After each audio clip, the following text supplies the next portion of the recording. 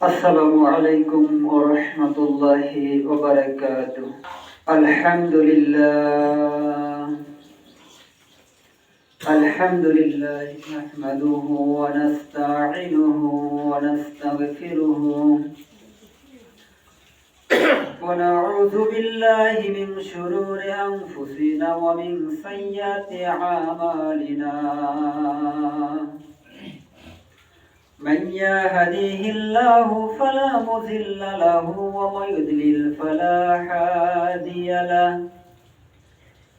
ونشهد أن لا إله إلا الله وحده لا شريك له ونشهد أن محمدا عبده ورسوله رسول صلى الله عليه وسلم উপরে যে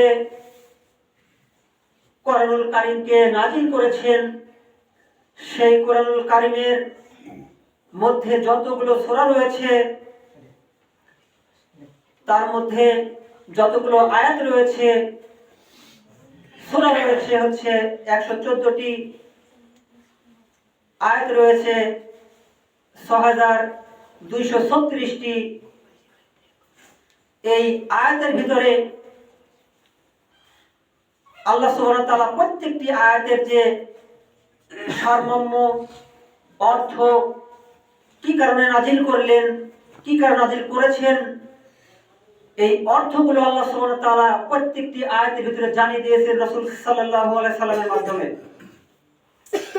কোরআনের কোনো আয়াত এমনিতেই আল্লাহ সুবহানাহু ওয়া তাআলা নাযিল করেন নাই, কোনো না কোনো কারণেই নাযিল করেছেন।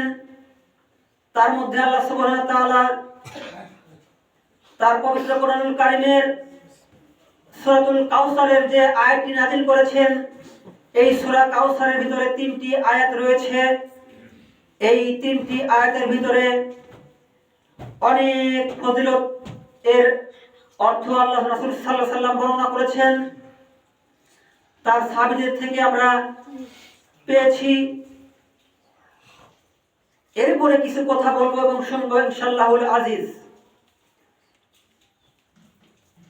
তা হচ্ছে সূরাতুল কাউসারের ভিতরে বলছেন, বিসমিল্লাহির রহমানির রহিম, ইন্না আ'তাইনাকাল কাউসার ফাসাল্লি লিরাব্বিকা ওয়ানহার ইন্না শানিয়াকা হুয়াল আবতার।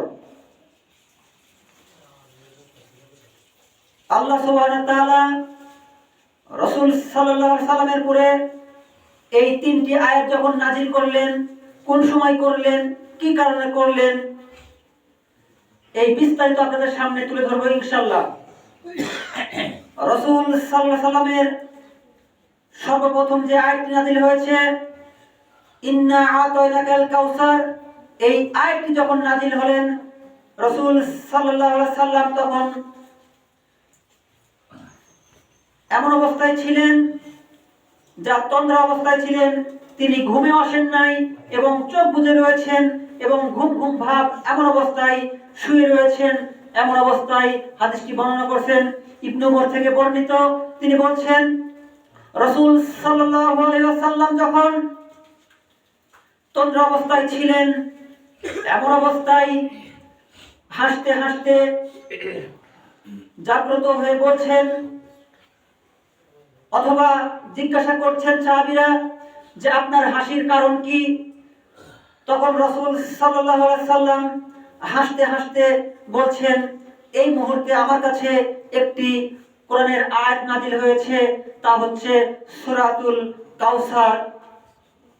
হাসতে হাসতে এই আয়াতটি তখন বললেন এবং তিনি রাসূল সাল্লাল্লাহু আলাইহি সাল্লাম এই আয়াতটি যখন তেলাওয়াত করলেন, বিসমিল্লাহ বলে তেলাওয়াত করা শুরু করলেন। বলছেন, বিসমিল্লাহির রহমানির রহিম, ইন্না আ'তাইনাকাল কাউসার ফাসাল্লি লিরাব্বিকা ওয়ানহার ইন্না শানিয়াকা হুয়াল আবতার। যখন এই 3টি আয়াত নাযিল হলো, তখন সাহাবীদেরকে রাসূল সাল্লাল্লাহু আলাইহি ওয়াসাল্লাম বলছেন, তোমরা কি জানো কাউসার কি? কাউসার কি তোমরা কি জানো? তখন সাহাবীরা বলছেন, আল্লাহু আ'লামু ওয়া রাসূলুহু, আল্লাহ এবং আল্লাহর রাসূলই ভালো জানেন। কাউসার কি? আপনারা হাত ছেড়ে দিয়ে বসুন, হাত ছেড়ে দিন।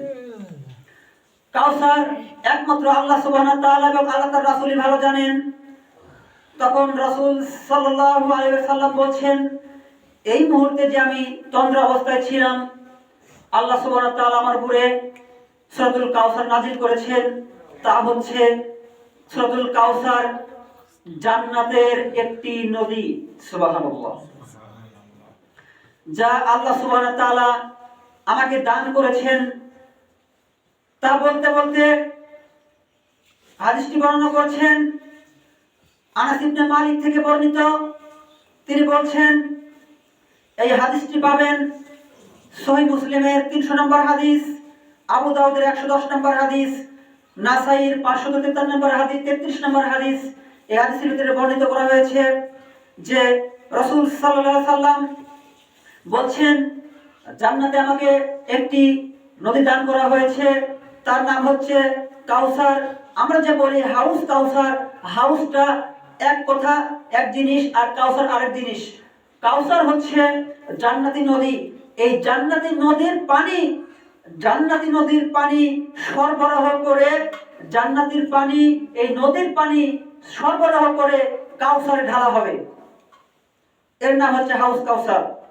যেমন আমরা টিউবওয়েল অথবা এই যে নলকূপ, মোটর যেগুলো পোতার পরে যে আমরা তৈরি করি কিছু, আমরা পানি সংরক্ষণ করার জন্য জায়গা তৈরি করি, ফিল্টার করে জায়গা তৈরি করি।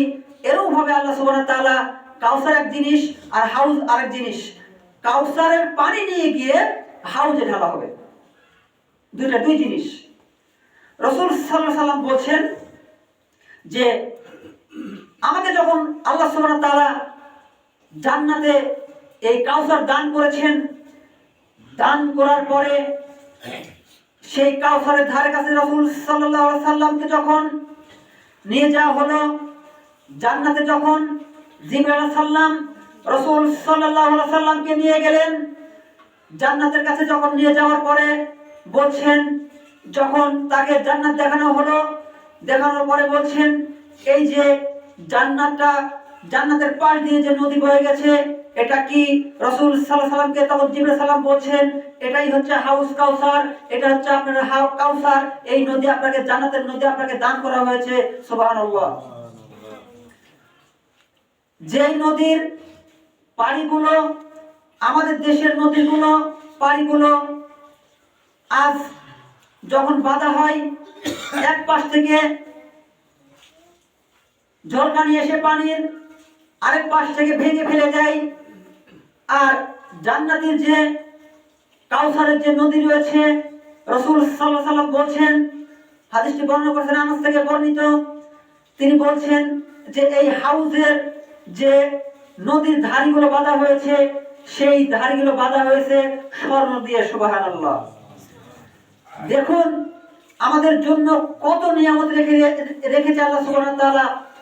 রাসূল সাল্লাল্লাহু আলাইহি সাল্লাম বলছেন যে জান্নাতের যে নদী রয়েছে, এই কাউসারের ধারগুলো, নদীর ধারগুলো বাঁধা হয়েছে স্বর্ণ দিয়ে। সুবহানাল্লাহ।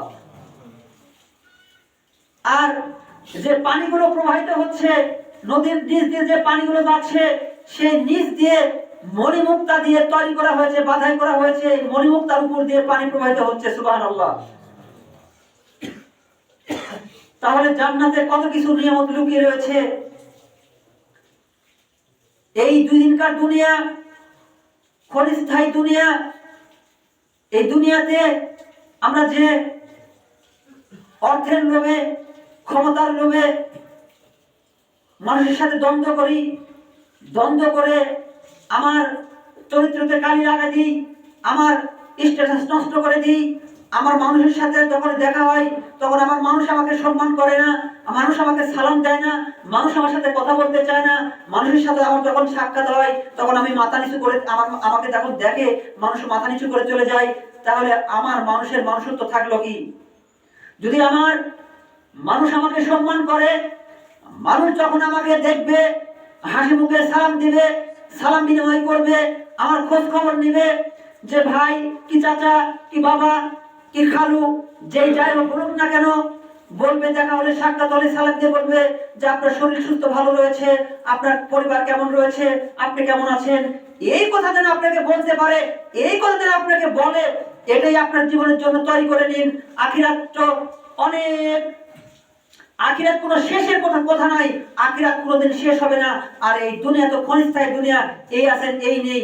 এই জন্য আপনাদেরকে প্রস্তুত হতে হবে, আমাদেরকে প্রস্তুত হতে হবে, আমাকে হতে হবে, আপনাকে হতে হবে, সব মানুষকে হতে হবে, যেন আমরা আখিরাতকে আঁকড়ে ধরতে পারি। এই দুনিয়া তো ক্ষণস্থায়ী দুনিয়া। তখন রাসূল সাল্লাল্লাহু আলাইহি সাল্লাম যখন তাকে জান্নাত দেখানো হলো, জিবরাইল আলাইহিস সালামকে বলছেন যে এই যে দেখছেন অট্টালিকা, জান্নাতে বহু অট্টালিকা থাকবে, এই অট্টালিকা তৈরি করা হয়েছে মণিমুক্তা দ্বারা। এই পৃথিবীতে একজন মানুষের পক্ষে সম্ভব নয় যে একটি বিল্ডিং তৈরি করবে, একটি বাড়ি তৈরি করবে, একটি হাউস তৈরি করবে, একটি থাকার জায়গা তৈরি করবে মণিমুক্তা দিয়ে, সোনা দিয়ে বাধাই করবে। এই পৃথিবীতে কারো ক্ষমতা নেই যে এখন বর্তমানে যে দেশ বিদেশি যাই হোক না কেন মণিমুক্তা দিয়ে একটি বিল্ডিং তৈরি করতে পারে। তাহলে যেই জান্নাতে আপনারা প্রবেশ করবেন, সেই জান্নাতের সম্পর্কে রাসূল সাল্লাল্লাহু আলাইহি ওয়াসাল্লাম বলছেন যে আপনাদের থাকার জায়গা হবে, বিল্ডিং গুলো হবে, অট্টালিকা গুলো হবে মণিমুক্তা দিয়ে তৈরি, আর বেদিগুলো হবে সোনার তৈরি, এবং যা জান্নাতের যে নদী রয়েছে সেই জান্নাতের নদীর পানিগুলো বাঁধা হবে স্বর্ণ দিয়ে। সুবহানাল্লাহ। তাহলে আমরা কত সৌভাগ্যবান। সেই যখন নদীর কাছে, সেই জান্নাতি নদীর কাছে যখন পানি পান করতে যাবে, রাসূল সাল্লাল্লাহু আলাইহি সাল্লামের উম্মতগণ যখন পানি পান করতে যাবে, এমন অবস্থায় রাসূল সাল্লাল্লাহু আলাইহি সাল্লাম প্রত্যেকটি উম্মতকে চিনতে পারবে। এমন অবস্থায় প্রত্যেকটি সাহাবীকে যখন চিনতে পারবে, উম্মতকে চিনতে পারবে, তখন রাসূল সাল্লাল্লাহু আলাইহি সাল্লাম বলবে এরা তো সবাই আমার উম্মত। তখন আল্লাহ সুবহানাহু ওয়া তাআলা কিছু কিছু মানুষকে পৃথক করে দিবেন, ভাগ করে দিবেন। ভাগ করে দেওয়ার পর বলবেন, হে নবী, আপনি জানেন না আপনার মৃত্যুর পরে তারা কি তৈরি করেছে, পৃথিবীতে অনেক বিদআত তৈরি করেছে, আপনি যেগুলো করে যাননি সেইগুলো তৈরি করেছে, সেইগুলো তারা তৈরি করে ইবাদত হিসেবে চালিয়ে দিয়েছে। তখন রাসূল সাল্লাল্লাহু আলাইহি সাল্লাম বলবেন, আমার মৃত্যুর পরে তোমরা এগুলো করেছো, আমার কাছ থেকে চলে যাও, সরে যাও, সৌকান সৌকান ওয়ালি বিদাহি, তোমরা আমার কাছ থেকে সরে যাও, আমার কাছ থেকে দূর হয়ে যাও, আমার চোখের সামনে থেকে দূর হয়ে যাও। রাসূল সাল্লাল্লাহু আলাইহি সাল্লাম বলছেন যেই জান্নাতি নদী কাউসার, সেই কাউসারের পানি হবে মধুর চেয়েও মিষ্টি, দুধের চেয়েও সাদা।